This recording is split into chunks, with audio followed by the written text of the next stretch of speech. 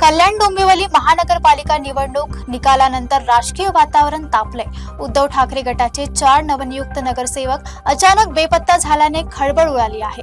कोडसेवाडी police ठाण्यात missing तक्रार दाखल करण्यात आली असून जबरदस्तीने दाबून ठेवण्याचा गंभीर आरोप करण्यात आला असून आता प्रकाराचा सखोल तपास सुरू आहे।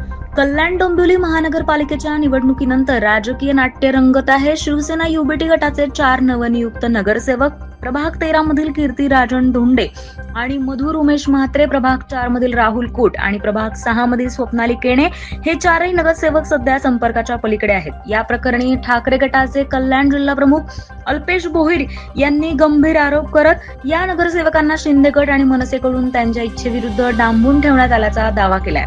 आमची एक नैतिक जबाबदारी आहे की आमच्या पक्षाचे जे नगरसेवक नॉट रिचेबल आहे त्यांची चौकशी करणे, त्यांच्या सुरक्षिततेविषयी काळजी करणे आणि जे काय नॉट रिचेबल झालेलं आहे तर त्यांना जे काय सत्ताधाऱ्यांनी पळवलेलं आहे तर त्याबद्दल आम्हाला एक आणि जनतेला पण जे काय अविश्वासाचं वातावरण झालेलं आहे की आमच्या चिन्हावर निवडून यायचं, जनतेशी पण प्रतारणा करणं हे कोणालाच आवडलेलं नाहीये। आणि महत्वाचं म्हणजे केडीएमसी मध्ये कोणत्याही पक्षाला स्पष्ट बहुमत नसल्याने सत्ता स्थापनेसाठी घोडेबाजार सुरू असल्याची चर्चा रंगली आहे। शिंदे गटाने मनसेच्या 5 नगरसेवकांचा पाठिंबा मिळवल्याचा दावा केला जात असून ठाकरे गटाचे उर्वरित 7 नगरसेवक खबरदारी म्हणून कर्जत येथील सुरक्षित स्थळी हलवण्यात आलेत। एकूणच केडीएमसी मधील सत्ता संघर्ष आणि अधिक तीव्र होत असून या प्रकरणाकडे संपूर्ण राज्याचं लक्ष लागलंय।